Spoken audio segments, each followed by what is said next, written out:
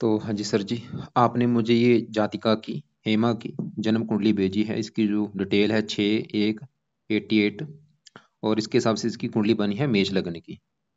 और इसके जो सवाल आपने लिख के भेजे हैं कि इसका एक बार हो चुका है तलाक और अभी दूसरा विवाह करना चाहिए या नहीं, और बाकी कुंडली कैसी है, कौन से ग्रह अच्छे हैं कौन से बुरे हैं। तो इसकी कुंडली की अगर मैं बात करूं, चंद्रमा मुझे बहुत अच्छा लगा जो कि अपने घर में बैठा है। शुक्र अच्छा है, मित्र की राशि में बैठा है। सूर्य अच्छा है, मित्र की राशि में बैठा है। बुध अच्छा है, मित्र की राशि में बैठा है। मंगल बहुत अच्छा अपने घर में बैठा है। शनि भी तकरीबन ठीक ठाक है, थोड़ा सा बुरा फल देगा। गुरु इसका वो अपने घर में बैठा है। मतलब कुंडली में सभी ग्रह अच्छे हैं, बस इसका राहु ग्रह मुझे बड़े लेवल पे खराब लगा है। पूरी कुंडली में अगर कोई ग्रह खराब है वो है राहु। क्यों खराब है? आंशिक काल सर्वदोष लेके बैठा है। इधर वाला हिस्सा पूरा खाली पड़ा है, राहु केतु इधर है, सभी ग्रह हैं इस साइड में।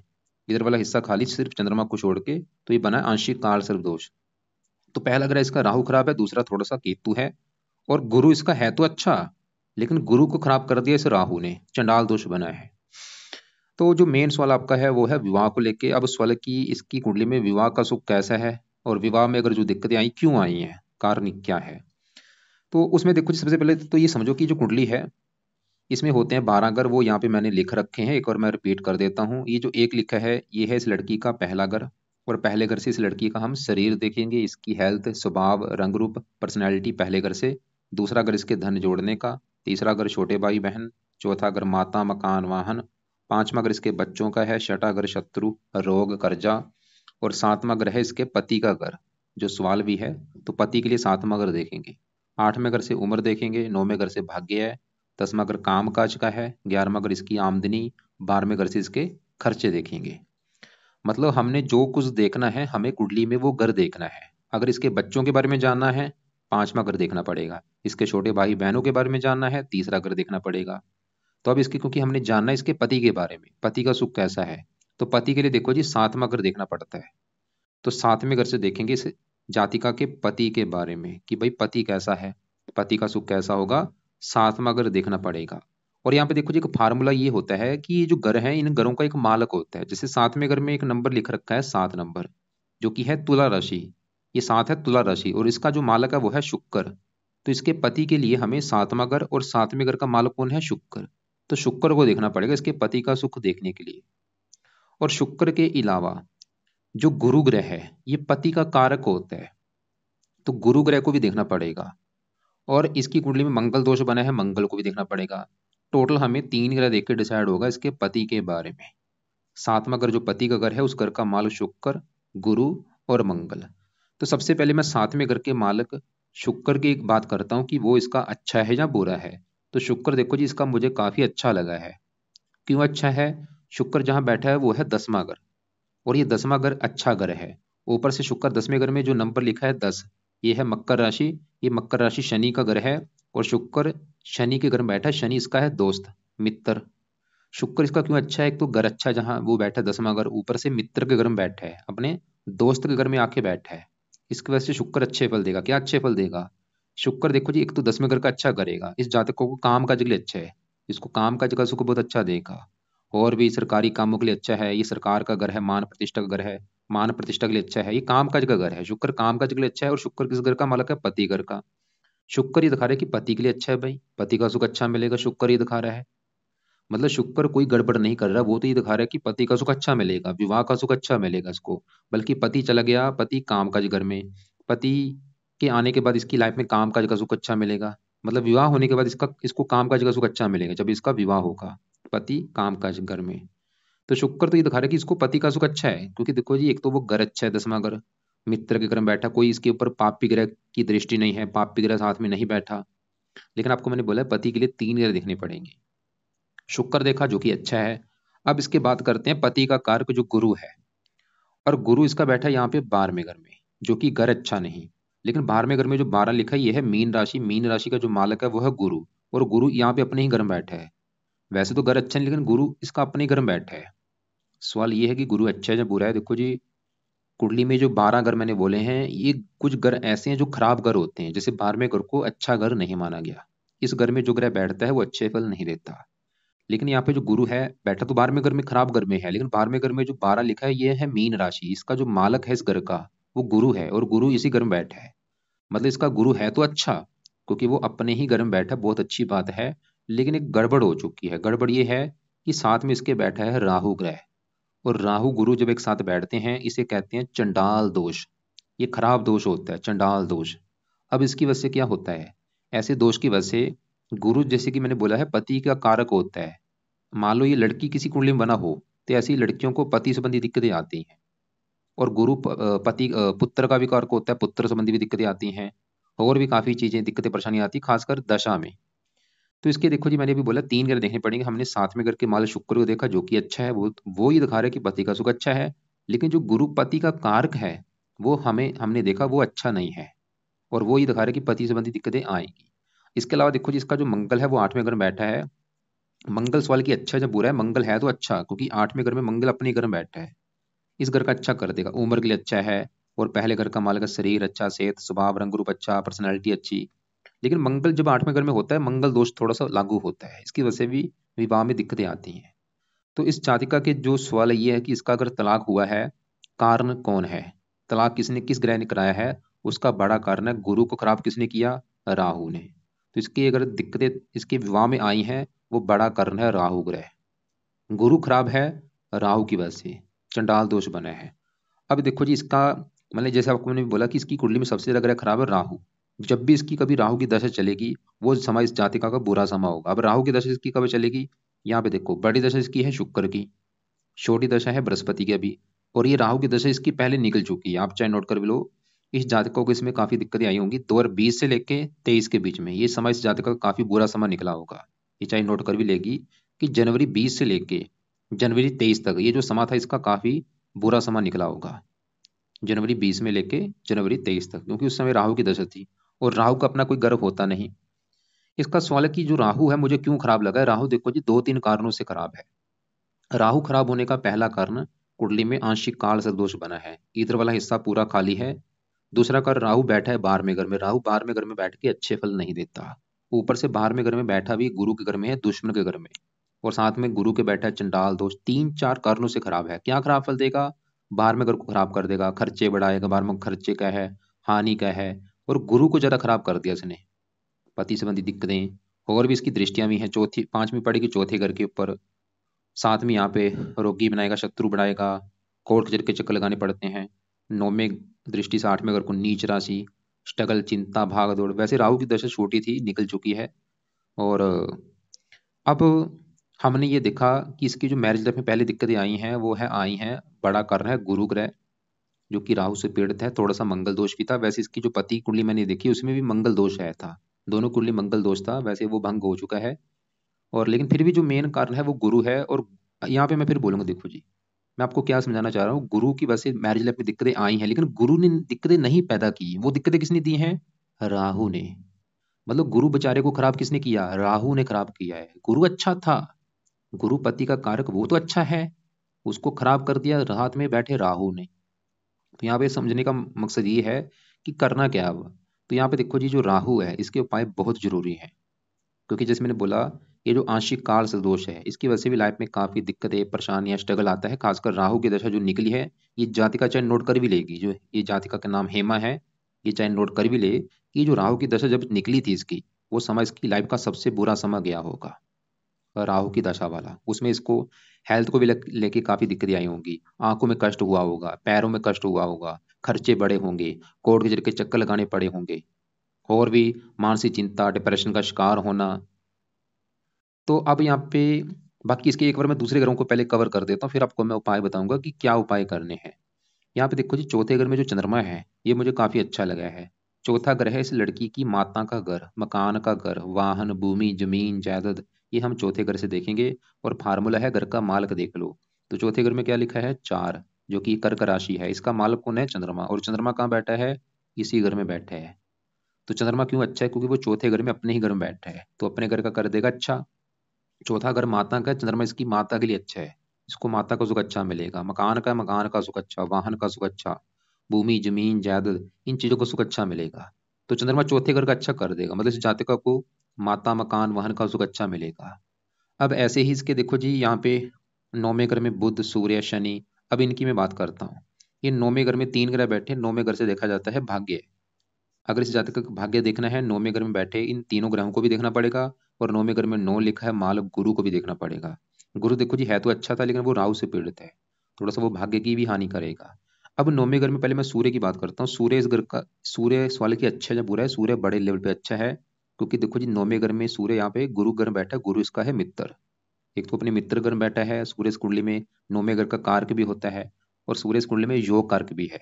क्या अच्छे फल देगा सूर्य? सूर्य इस घर का मालक है 5वें घर का, जो कि है संतान का घर। इसकी अगर संतान देखनी है, 5वां घर देखेंगे, 5वें घर में 5 लिखा है, सिंह राशि, मालक सूर्य है, तो संतान के लिए देखना पड़ेगा सूर्य को। और वो बैठा है 9वें घर में भाग्य घर में, मतलब संतान भाग्य घर में। सूर्य ये दिखा रहा है इसकी संतान होने के बाद भी इसका भाग्य साथ देगा, और संतान को सुख अच्छा मिलेगा, और इसके बच्चे के द्वारा भी इसका भाग्योदय होगा। इसकी जो संतान होगी उसके द्वारा भी इसका भाग्य साथ देगा, वो भी इसके मतलब भाग्योदय में इसकी सपोर्ट करेगा, जो इसका बच्चा होगा, संतान होगी। 5वां पढ़ाई का है, पढ़ा लिखा बना देगा, बुद्धिमान। और सूर्य इसके लिए 9वें घर में अ, सरकारी कामों के लिए अच्छा होता है, मान प्रतिष्ठा अच्छी दिलाता है सूर्य 9वें घर में, क्योंकि इस घर का कारक भी है, और भी सरकारी नौकरी का योग बनाता है। अब साथ में जो बुध बैठा है वो भी अच्छा है, बुध द्वितीय जो बना है, मित्र की राशि में बैठा है। बुध भी इसको तीसरे घर का मालक है, मेहनती, साहसी, पराक्रमी बनाएगा, खुद की मेहनत के बल पर भी अपना भाग्योदय करेगी। अब इसी घर में शनि बैठा है, शनि है 10वें घर का मालक, 10वां घर इसके काम काज का है, पिता, सरकार, मान प्रतिष्ठा। 10वें घर में 10 लिखा है, मालक शनि, भाग्य घर में चला गया, भाग्यवंश, इसको काम काज का सुख अच्छा मिलेगा। और 10वें घर में शुक्र भी इसके काम काज के लिए अच्छा है। शनि इस 11वें घर का मालक है, और यहाँ से अपने घर को देख भी रहा है, इनकम के लिए अच्छा है, लाभ देगा, इच्छाएं पूरी कर देगा। यहाँ पे देखो जी, आपको मैं ये थोड़ा सा विस्तार में नहीं जा रहा, समझा रहा, मतलब दूसरे ग्रह इसके अच्छे हैं। चंद्रमा अच्छा है, माता मकान वाहन के लिए अच्छा है, सूर्य संतान के लिए अच्छा है, शनि काम काज के लिए अच्छा है, इनकम के लिए अच्छा है, शुक्र काम काज के लिए अच्छा है, मंगल इसके 8वें घर में बैठा है, 8वें घर से आयु देखी जाती है, 8वें घर का मालक मंगल अपने घर में बैठा है, उम्र के लिए अच्छा है, और मंगल पहले घर का मालक है। और बुध इसकी मेहनती, मतलब बाकी ग्रह अच्छे हैं। बस जो इसका ग्रह मुझे खराब लगा है वो भाई राहु लगा है। क्यों खराब लगा आपको मैं बता चुका हूँ, 12वां घर, दुश्मन का घर, और काल सर्पदोष जो बना है, आंशिक काल सर्पदोष, वो सबसे बड़ा कारण है। और राहु किसको खराब करेगा? गुरु को खराब कर दिया राहु ने। और गुरु इस कुंडली में देखो जी, गुरु जी जो कारक होता है, ये पति का कारक होता है प्रबल लड़कियों की कुंडली में, ये पुत्र का भी कारक होता है। इसको पुत्र को भी लेकर दिक्कतें आ सकती हैं, इस जातिका को पुत्र को लेकर दिक्कतें, मतलब पुत्र का देरी से होना, या पुत्र का बीमार होना, या थोड़ा सा पुत्र से मनमुटाव होना, और भी ये चीजों का कारक है। अब यहाँ पे मेन सवाल है कि क्या उपाय करना है। अब आपको मैं उपाय बता देता हूँ। तो उपाय में देखो जी, एक तो है इसके लिए जरूरी जो उपाय है, गुरु के उपाय जरूरी हैं, क्योंकि गुरु जो पति का कारक है वो राहु से पीड़ित है। अगर ये जातका चाहती है इसको भाई दूसरा विवाह करना है, मैं बोलूंगा विवाह कर ले, कोई दिक्कत नहीं है, कर लेना चाहिए विवाह, क्योंकि छोटी दशा देखो जी राहु की है, वो निकल चुकी है। हाँ, आज इसके मान लो इसके ऊपर आज बड़ी दशा राहु की होती तो दिक्कतें बढ़ जाती। तो राहु की दशा, इसकी जो बड़ी दशा है वो तो इसकी आगे जाके आएगी 55 में। अभी बड़ी दशा शुक्र की है, शुक्र इसका अच्छा है, क्योंकि अभी सभी 9 ग्रहों में इसके ऊपर सबसे बड़ा असर है शुक्र का। ये महादशा चली हुई है, 12 से चली है, 32 में खत्म होगी। और शुक्र इसका यहाँ पे बैठा है 10वें घर में, मतलब शुक्र की जो दशा इसकी चली हुई है, ये अच्छा है। किस मामले में अच्छा है? ये 10वें घर में बैठा है, काम काज घर में, ये काम काज के लिए अच्छा है। और शुक्र इस कुंडली में है 7वें घर का मालक पति घर का, और दूसरे घर का मालक धन, धन चला गया काम काज, काम का से धन मिलेगा, धन पिता, पिता से भी धन, सरकार से भी इसको धन मिलेगा। तो शुक्र की दशा जो चल रही है वो अच्छा है। गुरु की चल रही है अंतरदशा, गुरु देखो जी, हाँ बड़ी दशा शुक्र की वो तो अच्छा है, लेकिन जो गुरु की अंतर चली हुई है जनवरी 23 से, और गुरु मैंने क्या बोला था, है तो वो भी था अच्छा अच्छा, लेकिन वो राहु से पीड़ित होने की वजह से गुरु भी इसको बुरे फल देगा। किस मामले में बुरे फल देगा? भाग्य की हानि होना, और भी पति संबंधी दिक्कतें आना। ये भी दशा इसकी देखो जी पिछले 1.5 पौने 2 साल हो चुके हैं। तो अब यहाँ पे गुरु की सवाल है कि क्या उपाय जातिका करे, ताकि भाई गुरु इसका अच्छा हो, और आगे इसको अगर ये विवाह करती है उसमें कोई दिक्कत ना आए। तो गुरु के पाए में से ये जातिका सुबह के टाइम एक तो गुरु का करे मंत्र जाप, जो कि है ओम ब्रह्म बृहस्पति नमः। और जानना चाहे एक माला कर ले, दो कर ले, तीन कर ले। दूसरा पाय है गुरु को कहते हैं, बृहस्पति भी कहते हैं, तो दूसरा पाय है बृहस्पति कवच का पाठ पढ़ना है, और ये भी सुबह के टाइम पढ़ना है। तीसरा है बृहस्पति स्रोत का पाठ। और चौथा पाय अगर ये जातिका कर सकती है वो है बृहस्पतिवार का व्रत रख ले। यहाँ पे व्रत के लिए देखो जी, मैं फोर्स नहीं करूंगा। अगर ये जातिका को लगता है कि ये व्रत रख सकती है तो रख ले, अगर इसको लगता है कि भाई मेरे पास इतना टाइम नहीं है तो चाहे रहने दे। तो रख सकती है, व्रत रख ले। व्रत में क्या करना है, हर बृहस्पतिवार को व्रत में सुबह जब उठेगी नहा धो के प्रार्थना करनी है कि हे बृहस्पति देवता जी, आज है दिन बृहस्पतिवार और आज आपका मैं व्रत रखूंगी ताकि आपकी कृपा दृष्टि बनी रहे। व्रत में इसने दिन में सिर्फ फल फ्रूट खाना है, रात के टाइम एक टाइम भोजन करना है, रात के भोजन में नमक का सेवन नहीं करना। और व्रत के साथ ही कथा भी इसकी सुने, बृहस्पतिवार की जो कथा होती है कथा सुन ले, और आरती करनी आती है आरती कर ले। तो ये 4 उपाय हैं बृहस्पति के लिए। बृहस्पति का मंत्र जो कि है ओम ब्रह्म बृहस्पति नमः, सुबह का टाइम करना है। बृहस्पति कवच, बृहस्पति स्रोत, ये दोनों पाठ पढ़ने हैं सुबह के टाइम, या इनको ऑडियो लगा के सुन लिया करे। और व्रत की, अगर व्रत रखना आता है व्रत रख ले। अब देखो जी, बृहस्पति को जो खराब किया है किसने किया है, राहु ने। तो मतलब यहाँ पे राहु के भी उपाय जरूरी हैं। राहु सही होगा तभी इसका बृहस्पति सही होगा। गुरु के भी उपाय जरूरी हैं जो कि मैंने बता दिए, साथ में राहु के। अब यहाँ पे राहु के जो उपाय हैं, राहु की वैसे तो उपाय काफी है, लेकिन राहु की भी दशा चलो निकल चुकी है, फिर भी एक दो उपाय जरूरी है। जिसमें से पहला उपाय है, ये जातिका रात के समय राहु कवच का पाठ पढ़ा करे, या इस पाठ को ऑडियो लगा के सुना करे। दूसरा है, राहु का दान किया करे। तो अभी फिलहाल ये दो उपाय कर ले, इससे भी राहु सही हो जाएगा। दान देखो जी, हो सके तो रोजाना करे या हफ्ते में 4-5 दिन कर दिया करे। और कवच का पाठ रात को रोजाना पढ़ना है, या इसको ऑडियो लगा के सुन लिया करे। अब आगे बढ़ते हैं।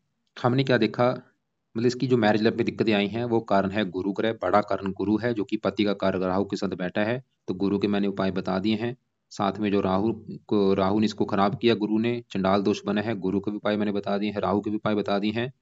और एक और इसकी कुंडली में देखो जी, जैसे मैंने बोला था, ये थोड़ा सा मंगल दोष भी जो है ये भी लाइफ में दिक्कतें पैदा करता है मैरिज लाइफ में। तो मंगल दोष के लिए क्या करना है, मंगल दोष, मंगल जो है इसके जो देवता वो है हनुमान जी। तो ये जातिका को मैं बोलूंगा कि हनुमान जी का पाठ सुबह के टाइम पढ़ लिया करे। हनुमान जी का कोई ना कोई पाठ, चाहे वो हनुमान चालीसा है या बजरंग बाण है, जो इसको पाठ आता है रोजाना, हनुमान जी का पाठ सुबह के टाइम पढ़ना है। इससे जो मंगल दोष है वो भी खत्म होगा, और राहु भी इसको कष्ट नहीं देगा, क्योंकि राहु जो है वो हनुमान जी के भक्तों को परेशान नहीं करता। तो हनुमान जी का पाठ करने से कई फायदे होंगे, मंगल दोष भी खत्म होगा, राहु भी अच्छा होगा। अब जैसे कि इसके ऊपर देखो जी, बड़ी दशा है शुक्र की। शुक्र जैसे कि इसके पति घर का मालक था, पति घर का मालक है शुक्र, तो ये दिखा रहा है कि पति का सुख अच्छा है। मतलब शुक्र की वजह से दिक्कतें नहीं आई इसकी जो मैरिज लाइफ में देखो जी दिक्कतें आई है, वो शुक्र ने 1% भी दिक्कत नहीं दी। शुक्र बिल्कुल अच्छा है। लेकिन फिर भी मैं अभी इसको बोलूंगा कि शुक्र के भी थोड़े बहुत उपाय करने हैं।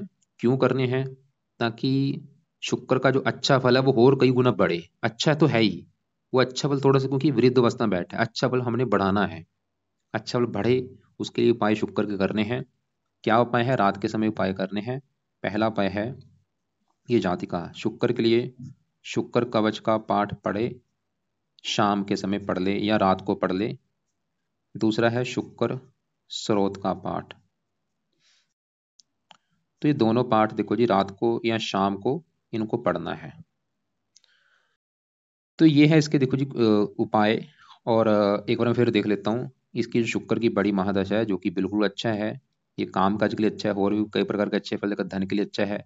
गुरु की दशा है वो अच्छा हमें नहीं लगा, राहु के साथ पीड़ित होने की वजह से। और एक इसके ऊपर चल रही है शनि की अष्टम दया। अष्टम दया देखो जी जब भी आती है ये भी लाइफ में दिक्कतें पैदा करती है। ये 17 जनवरी 2023 से चली हुई है, 2.5 साल की होती है, पिछले पौने 2 साल हो चुके हैं, अभी भी 5-6 महीने की पड़ी है। और ये कब खत्म होगी, ये अभी मार्च में खत्म होगी, मार्च 2025 में, मतलब 5-6 महीने की भी पड़ी है। तो मार्च 25 में ये डेया खत्म हो जाएगी, उसके बाद भी इसको काफ़ी राहत मिलेगी। तो डेया शनि की होती है, तो सवाल है कि शनि ये डेया से बचने के लिए कोई उपाय करना है या नहीं। तो मैं तो बोलूँगा चाहे उपाय रहने दो, कोई दिक्कत नहीं। लेकिन फिर भी अगर ये जातका करना चाहती है तो इसका एक उपाय है, वो है शनिवार को शनि मंदिर माथा टेकने जा सकती है। कब तक, कम से कम 5-6 महीने तक ये उपाय कर ले। हर शनिवार को या महीने में 1-2 बार शनि मंदिर जाके वहां पे प्रार्थना करे कि हे शनि देवता जी, आपकी जो दया है, ये दया भी देखो जी अष्टम दया है, अष्टम दया को अच्छा नहीं माना गया। तो ये एक उपाय कर ले। तो एक बार मैं दोबारा रिपीट कर दूं कि सुबह के टाइम इस जातका ने जो करना है, गुरु का मंत्र गुरुवार से स्टार्ट करना। अभी जो गुरुवार आएगा, जैसे अभी ये संडे है, तो जो गुरुवार आएगा गुरुवार से स्टार्ट करके ये मंत्र जाना करना है, ओम ब्रह्म बृहस्पति नमः। और बृहस्पति कवच का पाठ सुबह के टाइम पढ़ना है, बृहस्पति स्रोत का पाठ पढ़ना है। दोनों पाठ पढ़ने हैं या सुनने हैं।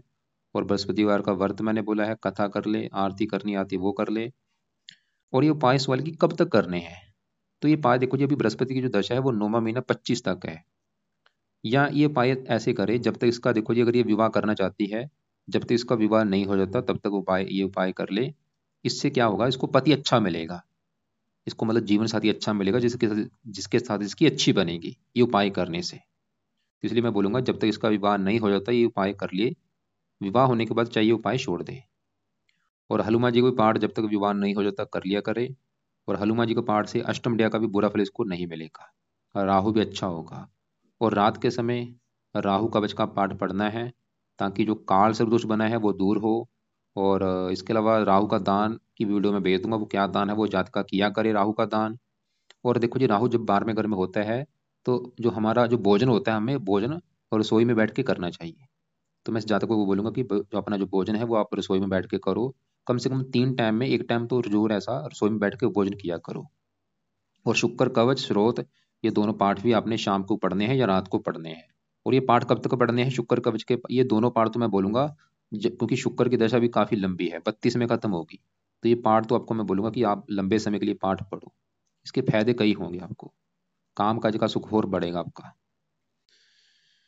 रतन देखो जी, कोई दार नहीं करना।